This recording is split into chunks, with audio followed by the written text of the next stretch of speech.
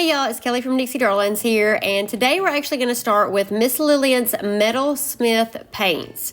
So these are patina paints, and they do have metal flakes in them, and they come individually, but you can also buy them in a kit, and that's kind of what I'm showing you here. They come with 2 paints, a primer, and then an activator. So you'll kind of see the process as how it goes, but if you're just wanting to try these out, you can get them at Southern Belle Glitter, and you can get them in the kits. So you can get 2 paints, a primer, and then also the activator. And they come in all different colors with different color primers, and then there's 3 different activators that I'll show you guys shortly as well.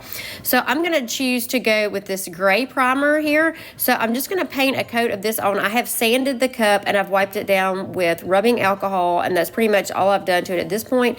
And I'm just going to layer on a coat of this primer. I want it fairly good coverage here, just because I have not spray painted the cup first, and I'm going to layer my paints over this. So I do want this to be as smooth as possible and full coverage on the cup. So this is a Craft Haven 30-ounce Skinny Straight. If you guys have followed along with me, you know that the 20-ounce and the 30-ounce Skinny Straights are my favorite. And a lot of y'all had asked me about the foils, and then when I posted a cup with the foils, then y'all wanted to know how I had done the underneath. So I wanted to show you how I do this patina with these Metal Smith paints. I have fallen in love with these, and y'all, there are so many colors and so many options. You can do them in blues, you can do them in greens, you can do them in browns. You'll see, I'll show you, there's a couple of different activator options too, but there's so many base color options for the Metal Smith paints. And they are so fun, and I feel like every time I do one, it looks so different. So I also like that about them, because I know a lot of people want different things, and this way you're never going to get the same. I would say for me, I will never be able to get the exact same thing twice here. So you see I'm just going back in here, and I'm just making sure that it's fairly smooth. If you needed to add a little more paint there, the primer, you can. I just want to make sure that it's as smooth as possible, so when I go under a layer of the paints, they won't pick up any streaks. So it's not going to be exactly smooth, but I just try to get it as smooth as I can. So I'm just going to let this primer dry really well. I'll probably let it sit for an hour, and now I'm going to go in with the Metal Smith paints. So today I'm going to use malachite, aged gold, copper, and I'm going to use the rusted oyster. So you can see the rusted oyster is one of my favorites, and I actually have a bigger bottle that I go in there and get. But the one thing about these paints, and then I'm going to use the turquoise patina activator, I'm going to use the rusty activator, and then I'm also going to use the green patina activator. So when you buy the kits, it just comes with one activator. And you know, if you guys are just wanting to try it out, definitely do that. You'll see that, like, I like using all of them, because I just want, the more that I can change it, the better to me. So I love that total patina rustic look, and that's definitely what I'm going for here. So I usually use all 3 of them. I'm not going to tell y'all why. Y'all know I won't. And I will say that the rusty activator, I tend to usually go light on, because it seems to maybe want to take over a little bit, and maybe it's just the colors I use it on, but there's just so many options that you can do with all these activators. So I will say the one thing here about these paints too is make sure that you stir them up really well. There are little metal pieces in there, so every time I use them, I make sure to stir them really well before I dip them out. And you can definitely use them right out of the can. I don't like mixing the colors within the container, so I pour them out into something else. You can see here I've just got this little thing, and I usually wipe it out afterwards and then just reuse it every time. But you do want to go fairly fast here, because you want to spray them on there where the paints are still fairly wet. And I'm going to do 2 coats of these, so this is definitely not necessary. I kind of wanted just the base to start out as a green, and I don't patina the first one too much. I think everybody has their own way of doing it. I'm always scared that, I don't know, I just try to be cautious on the first coat, and then that gets kind of the colors underneath there, and then I usually end up going in a second time. So that's what you're going to see me do. And here again, like y'all see me do a lot of times, no rhyme or reason, just kind of spacing the colors out, fairly random, and then just trying to go back in with this rusted oyster and blend them in together. So you can see I don't even, like on this first one, I don't really even take my time that much. I just try to get it covered with paint over that primer, and then just mix the colors in. I know that some of the colors tend to take over a little bit, so obviously the green wants to blend into everything, so I usually wipe my brush off a little bit, And then I'm just going to go back in, and I'm really going to wipe it from top to bottom. Even though I'm going to go back in with my sponge, I'm going to kind of pull these colors around. I think everybody can do, you know, whatever effect they like. I liked more of, instead of having like the up and down brush strokes, I like to kind of blend them to the side. So you'll see what I mean here in just a minute. But I'm just going to make sure that the cup is fully covered here, and I've kind of gotten my colors spaced out like I want them. But like I said, I kind of knew in my mind that I was going to do this pretty much like the base and then do another layer over top of it. And you actually can go back in with the activators after, you know, like if you spray it with the activators and you don't like it, you can go back and wet them again with the activators to kind of intensify the effect. I just chose to go back in with this one. I chose to go back in with some more paints, just a little bit, just to add a little more depth, and the activators. So you can see here I've got the spray bottle, and I'm just spraying. I'll usually do like 2 spritzes of each one because I like to use all the activators. So, and then you can always put the activators on your sponge. You can actually pour the activators out and put them in a little cup if you choose to do that. And then once I've got them sprayed on there, I'm just going to take, and you can see there, I kind of take and just spray the sponge, so there's a little extra on there. And then I just kind of work my way around the cup like this. And you can see where it wants to run. I kind of just try to pull that around so the cup stays covered with paint, but then you don't necessarily have those up and down brush strokes. And then you can leave some areas like that and then sponge other areas. Really, y'all, this is like one of those things I think you can do no wrong, seriously, because I mean, just the more random the better. And then what's your taste? You know, just because I like it that way doesn't mean that, you know, you may like it with the brush strokes look and for certain cups that you're doing. So definitely, you know, create your own designs here. Literally the options are endless here. Sorry about that, y'all. And then again, I know I'm talking a lot here today, y'all, but I'm really just filling up this space so it's not quiet. But I didn't want to fast forward through this because I know you guys have a lot of questions. I get a lot of questions about these, and I really wanted to make sure that I do them in real time here so you guys can see like exactly how I'm doing it. And so you can see, you can go back in with more. I spray it on the sponge, go back in any little areas that don't tend to want to kind of move a little bit. And you're going to see less effect on this coat. You can see I'm kind of just I'm really just getting the base is this green patina here for the most part. And the next layer, you're going to see me go in, and it'll be a little bit more depth, and you'll kind of see what I'm talking about here. So after I do this, I probably let it dry. You can let it dry overnight. And that's usually what I do, just because usually I'll let it sit, and the longer it sits, the more the activation sprays are going to work, so the more effect you're going to have. And then like I said, if it dries and you want more, then just go back in with just the activators if you don't want to add more paints. So you're going to see I'm going to go back in with the exact same colors, and I'm going to do kind of the exact same process. This time though, I'm going to add a little bit more of the activators. I'm going to soak it down a little bit more this time, and you can see I'm going in with a smaller brush here than I did last time. And so to me, this just is going to add like a little bit more of the effect, a little bit more dimension here. I lay certain colors on thicker where last time I kind of blended them all together to get that base. This time you're going to see more of the color differences, and I really wanted them to show through. And then like I said, I'm going to go in and add more activator. So if your cup starts to run, because mine does, and that may be an effect that you want. I don't like it to, I prefer it not to look like that, where the you know, the activators, the liquid's like running around the cup. So I'll go in with my one sponge, and where I dot the activators, I'll sometimes go back in with a drier sponge and kind of, you know, just dot those areas just where it won't run. So it's still, you still want it wet, but just not where it runs. And a lot of times I'll hold it in my hand for a little while and just kind of rotate it around, whether you needed to rotate it up or down or backwards or forwards, just to keep the activators from kind of running in the same direction. That way you can mix it up a little more. So I'm going to quit talking now. I'm just going to let y'all watch. But I didn't want to fast forward through this, and I wanted to try to explain it as best I could for y'all. And look, y'all, I'll tell you, I'm no professional at this. This is kind of one of the things where I've just got to trial and error of what works for me. And I still go back and I still call Cindy from Southern Belle. Y'all, she's kind of the patina queen. So she has some tutorials in her Facebook group, in the Southern Belle Glitter Facebook group, and then also on YouTube. So y'all check her out too, because she has some beautiful designs and she is very skilled at painting. She's done furniture, not only Tumbler, so she does furniture and signs and all kinds of things.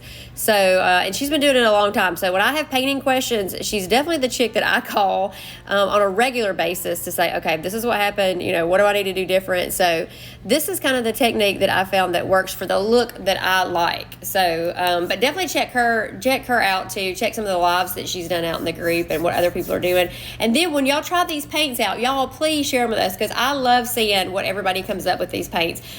I know that y'all know that I think that I'm like the vinyl person, and I do, but I have gotten addicted to these paints where I just love, just because there's so many options and they're so much fun to play with, and every time you do get a different effect. So anyway, now I'll stop talking and just let y'all watch.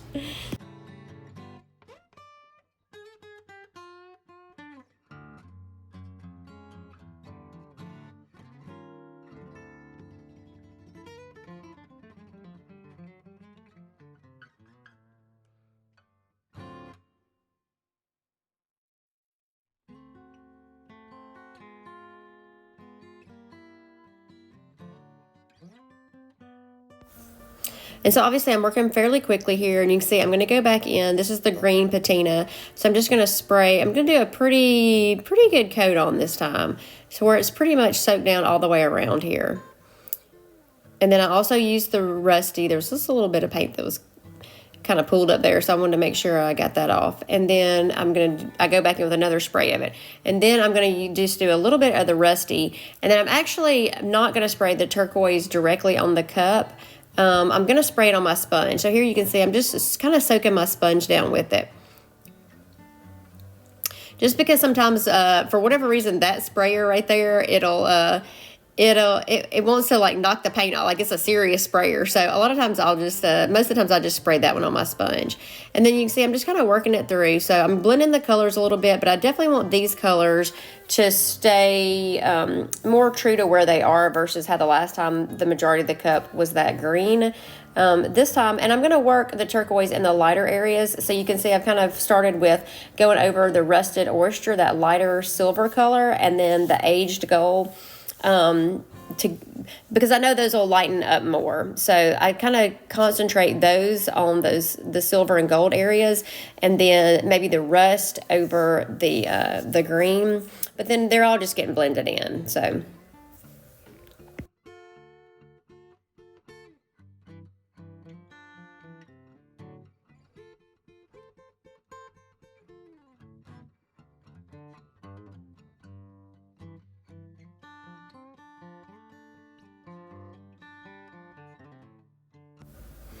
now after I put that second coat on, I let it sit overnight. And you guys can see just with using the more of the activator how this turns out. I love this. Love it, love it, love it. So you do want to seal it with, you can seal it with some kind of sealer, but I use Quick Coat. And where I use my vinyl, when I'm doing vinyl, I just put Quick Coat right down on the cup. And you can see I'm doing a little bit here, but you don't want to saturate it. So I really prefer just to put the Quick Coat on my silicone brush and then kind of smooth it out, or just put like little bits on there. But the goal is to not saturate it, because you can see like once it does, it takes the effect away a little bit, and it will come back more as it dries. But if you go straight into the epoxy, you're gonna almost lose all of your effect. Like you definitely need to seal it with something. So you can see I kind of go in those areas, and I'm just putting it on Quick Coat directly on my silicone brush here, and then just brushing it out, and then just trying to smooth it out as much as I can there, so it doesn't really saturate the cup. And then once I've got that coated down, I let this dry for about 45 minutes, and then I'm going to go into a layer of epoxy.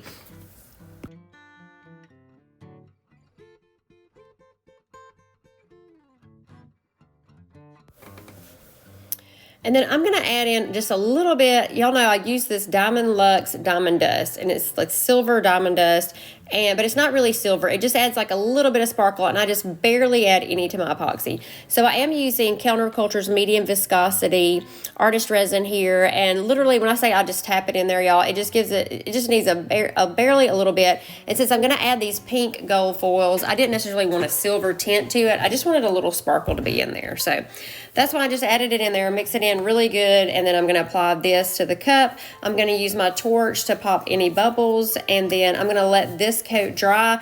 I let it dry for about 8 hours before I'm going to go in and add my foils to it. So once I've let the cup dry, I am going to go in, and I've taken these foils come in a roll of 12 by 36, and so I just cut them into little sheets that are manageable. And I don't like to do the whole cup at a time. I like to do little sections, and so I'm just taking my foil adhesive. Now, a lot of y'all have asked me about this adhesive, so I'm going to go ahead and tell you about it. So Cindy did carry a foil adhesive at Southern Belle Glitter. She has not been able to get it. Who supplied it to her has not been able to get it. And so we have found some different alternatives, and I have them linked in my Amazon's favorite things list, and I will link them in the description box below for y'all as well. There are other full adhesive that will work. This just happened to be what I had. I have also used a spray adhesive. So 3M makes a 77 multi-purpose that you can also use that will work with some of them. It works with some of them. It doesn't work as well with the spray adhesives. So I will link some adhesive options for y'all in my Amazon's favorite things and in the description box below. So I wanted to go ahead and talk about that. So you can see I'm just taking my paintbrush and dipping it down in there. I'm just kind of making random brush strokes here, and then I'm going to take my heat gun and dry that. You definitely do not have to have the heat gun. You can just let it dry. You can use a hair dryer. You can use whatever it is you want to use to dry it. The main thing is you can see where I kind of went and brushed that back out. You don't want it to pool up anywhere because the foils won't stick to it right. I mean, if you try them, you'll see what I'm talking about. Like, you want it to be as flat and as thin as a coat, but still be sticky. And you really don't even have to use anything to heat it up. You can just wait on it to dry. I'm just impatient, so I like the process to continue to go instead of me having to sit it and wait on it to dry. So that's why I use my heat gun. And then because I'm going for this distressed look, I just want to crinkle up this paper. So just because I don't want it to be solid, I want it to be more sporadic. I am going to do more coverage on here than you guys have maybe seen me do on another cup that I did this on, a little wide mug. But you can see I still want that distressed look. So that's literally, guys, all you have to do. And so I wanted to show y'all, I actually left this in here so I could show y'all. There's a little strip right there that didn't come off where there was a crease. All you have to do to fix those little areas is just go back in with your paintbrush there, pick up a little full adhesive, kind of fill in that little crack, apply your heat gun here, and just heat that adhesive right up. And then you're actually going to see on the sheet that I just pulled off of there, because I haven't done anything with it, you can see that little lines, you can see it's still right in there. So I'm just going to lay that little line right down in there where it looks like it would fit, and then press that little area down and then pull it right back up. So you can use these same sheets over and over and over again. And see, perfectly fine, fixed. So any little areas like that. So I left that in there because I wanted y'all to see like how you can fix those, because it happens to everybody. I mean, I'm sure it happens to everybody. You get the little creases in there. Sometimes it doesn't lay straight. And so you can see here, really no rhyme or reason here either. I'm just trying to make them very random, where they're not all at the same height. They're not all at the same where they'll stick. You know, like the adhesive is thicker and thinner in different areas. And so this kind of like, I just kind of brush it on there, y'all. And then I just go back in and work in any areas that I feel like don't look right or don't need it. You can always go back in and just touch up little areas. And then I kind of like to reuse these sheets when I'm going back in to touch up. So you can kind of I go to the next one, crinkle it up and use it. But then when I go back to touch up areas, I use the ones that I've already used because there's not as much foil on there, if that makes sense. So some of it will still come off, but it'll give you that more distressed look because it's not like a full solid sheet. So anyway, I'm going to just let it run through this and let y'all watch the rest of it. But here again, I wanted to make sure that I tried to answer any questions. I know questions that I might have had or that you guys might have, and let you really see how I'm doing it and then how you just fix up those little touch-ups. So, oh, and then also people had asked me about doing it over epoxy or no epoxy. So I have done them straight over spray paint and they work fine. I will say that I did try one on a patinaed cup that I did not epoxy. So I did it on one that I had epoxied and one that I had not. And The one that I did not epoxy, if you just go in there the first time, it works perfectly fine.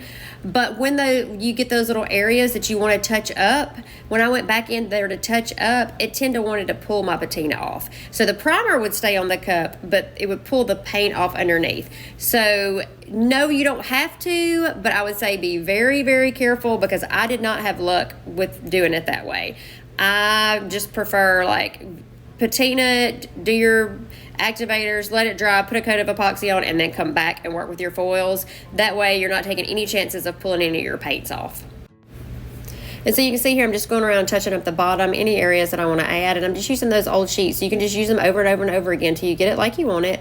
And then I didn't it's basically dry at that point. So I went into another layer of epoxy here, and I'm using about 30 milliliters on this 30-ounce skinny straight of Counterculture's medium viscosity artist resin. So I'm just going to apply this coat. I'm going to use my torch to heat it up and pop any bubbles, and then I'm going to let this dry. I'll let this dry for probably about 8 hours, y'all, and then I'm going to go in and add my decal, and then I'll come back for my final coat of epoxy.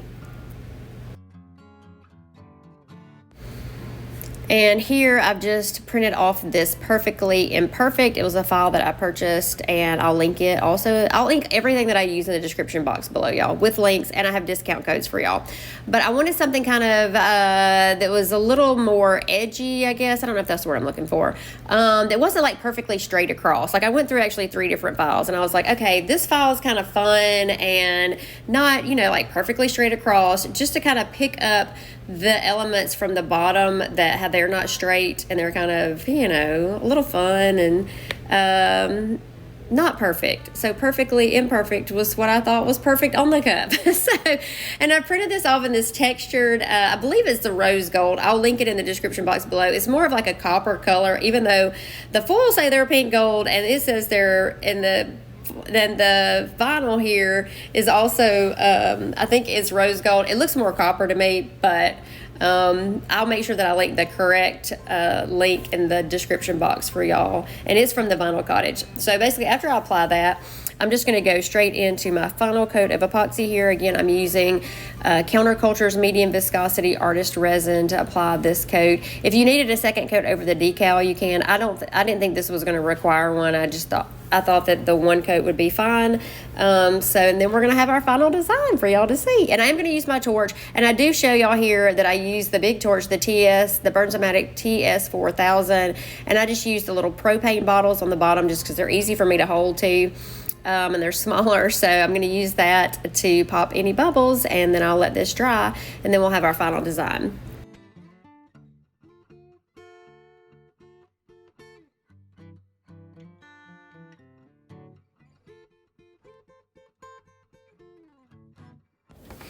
And now, y'all, we're about to have our final design. So I hope that y'all enjoyed this tutorial. I love these patina cups, y'all. I'm so glad I get to share them with y'all. And then adding these foils in is such a bonus touch. And then with the foils, there's so many options. The options are totally endless with them as well.